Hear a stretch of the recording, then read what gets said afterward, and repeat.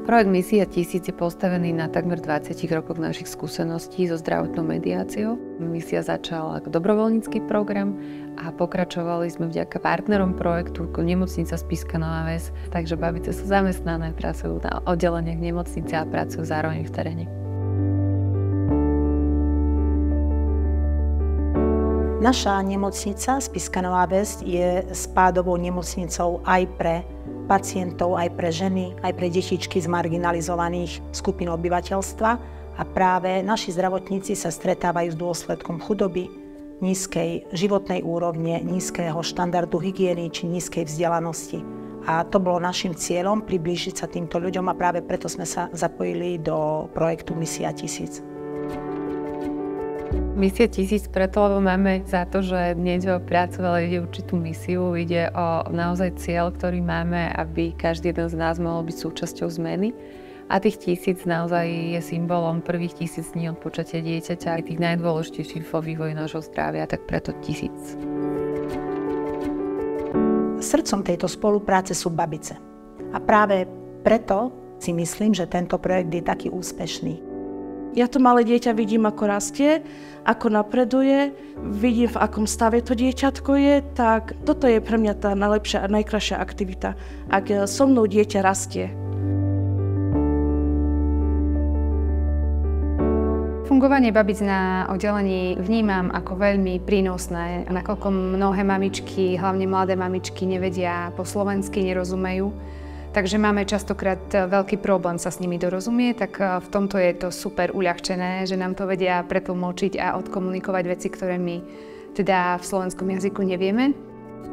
Keď nám dokážu či už sprostredkovať pocity pacientky, preložiť niektoré veci, alebo dôraznejšie vysvetliť niečo, čo my tak odborne vysvetľujeme a oni úplne pochopiť nedokážu, tak určite to je benefit pre nás, ale aj pre pacientov a zvyšuje to bezpečnosť našej zdravotnej starostlivosti.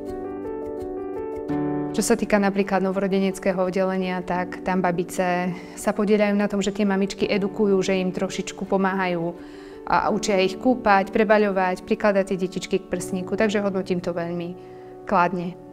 Babice k nám chodia každý deň, pracovný deň v popoludnejších hodinách. Vnímame to, myslím si, že dosť pozitívne, pretože sú napomocné tak ako mamičkám, tak sú napomocné určite aj nášmu personálu. Pomáhajú mamičkám pri bolestiach, vysvetľujú im, ako prekonať tú pôrodnú bolesť, ukazujú im pôrodné alebo teda alternatívne úľavové polohy. Sme napomocné zdravotnému personálu, mamičkám po pôrode, pri prikladanie prstníkov bábetkám a hygiene bábetiek, ale aj mamičiek po pôrode. Určite to vnímame ako veľký benefit aj pre mamičky, pretože sú také spokojnejšie, vyrovnanejšie. Tie babice sú im napomocné, či už na oddelení alebo na pôrodnom sále. Je tam lepšia spolupráca, lepšia komunikácia, taktiež aj s rodinou, príbuznými.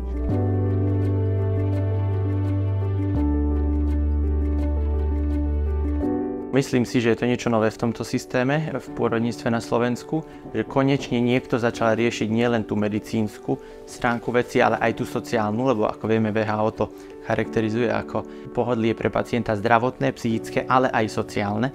A práve tieto pacientky to sociálne pohodlie majú obmedzené. Prvé aktivity realizujeme v nemocnici, čiže na pôde gynekologického, porodnického oddelenia a pediatrie. A tá druhá časť aktivít zahŕňa práca v teréne. Staráme sa o mamičku, ktorá je tehotná. Pomáhame jej, ak má nejaké problémy, poradíme jej, ako si pobaliť tašku. Keď je možné, keby chcela, odvezieme ju aj do nemocnice. Rozprávame sa o všetkom domov, keď prídu, čo potrebujú. O kojení, o výžive už sa tak učíme, rozprávame o tom. A našim cieľom hlavne pri práci s matkou je tá rodičovská príprava, aby sa nám to dieťatko narodilo zdravé. A keď nebudeme mať zdravú matku, tak nebudeme mať ani zdravé dieťa. Potom, keď sa dieťatko narodí, ukazujeme, ako sa o neho treba starať, polohovať, ako správne dať papať, umývať. A postupne sa to dieťa vyvíja a tak ako aj tá mamička, sme prepojené aj my, babice, s dieťatkom. Pracujeme s dieťaťom teda na jeho psychomotorickom rozvoji, čiže sú to aktivity, ktoré majú to dieťa rozvíjať v rôznych oblastiach, čiže v tej kognitívnej, rozumovej oblasti, sociálno-emocionálnej oblasti, oblasti reči, komunikácie, jemnej hrubej motoriky. Sledujem to všetko, či dieťa reaguje, či dvíha hlavičku, či sa dobre hojí pupok, či sa mamička dobre cíti. Potom s tými väčšími deťmi už rozvíjam zmysly prostredníctvom hry, reč.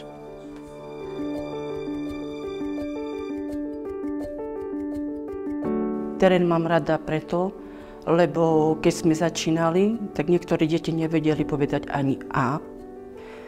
No ale po dlhšom čase venovania sa im vidieť výsledky.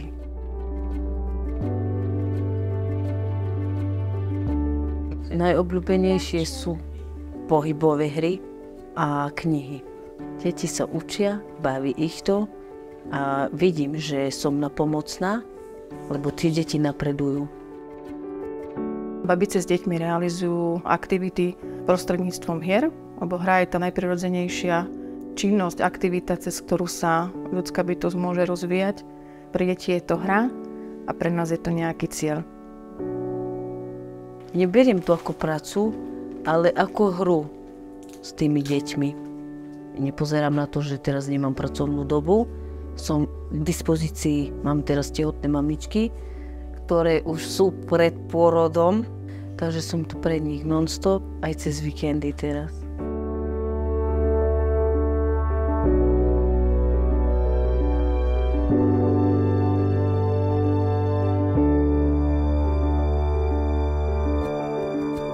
Príprava babíc je veľmi intenzívna. Každá táto babica vlastne musí prejsť odborným vzdelávaním, ktoré je v prvých mesiacoch veľmi intenzívne a naďalej vlastne kontinuálne a pokračuje počas celého pôsobenia babice vlastne v programe.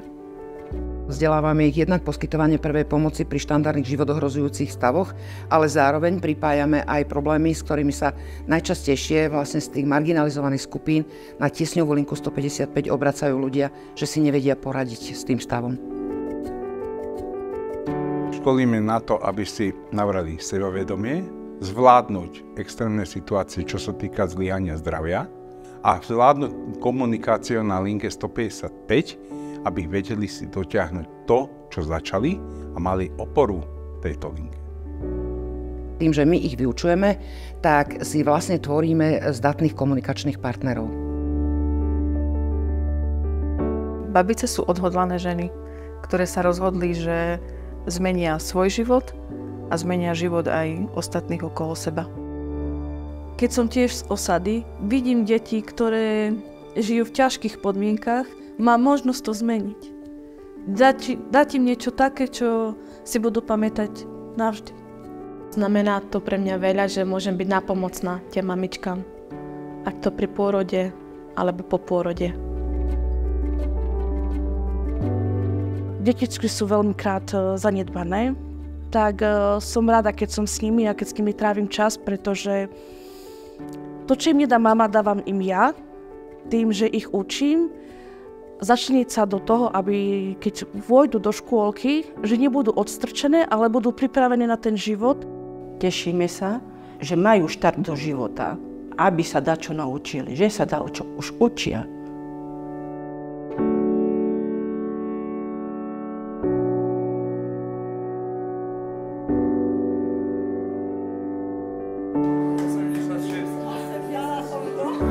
Prínos projektu vnímam možnosti meniť mienku ľudí, ale naozaj to teraz je na obe strany.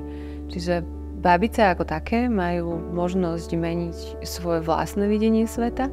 Babice zároveň môžu ovplyvňovať videnie sveta ľudí, ktorí stretávajú pri svojej práci a svojej komunite, svojich najbližších. Rovnako inšpiratívne, rovnako hlboké sú tie zmeny, ktoré pozorujeme pri poskytovateľoch zdravotnej starostlivosti. Povedal by som, že pozitívna zmena jednak v tom vnímaní pacientok nás, ale aj v opačnom smere. Dokážeme si viac rozumieť, viac si vysvetliť a ja myslím, že spolupráca je potom aj veselšia, aj lepšia, aj produktívnejšia. Na tých oddeleniach, kde tie babice fungujú, je to ozaj zmena myslenia našich zdravotníkov a babice sa stávajú našimi kolegyňami. Pre mňa babica znamená byť veľa, pretože som matka a veľmi rada mám svoje deti, ale mám rada aj svoje deti, ktoré už patria ku mne a berem ich ako za svoje. Zmena. Zmena v rodine, zmena detí, zmena života. Misia 1000 je tak naša odozva na to, aby sme ako spoločnosť prosperovali. A keď chceme prosperovať ako spoločnosť, potrebujeme sa postarať o to, aby v spoločnosti každý jeden z nás mohol prosperovať, bez ohľadu na to, kam sa narodil. A nehovoriac o tom, keď nám rastie dieťa, ktoré prosperuje, tak to je úžasný zážitok. Niekedy stačí, keď sa dieťa usmeje, pretože najkrajšie na svete je rozžiarená detská tvár.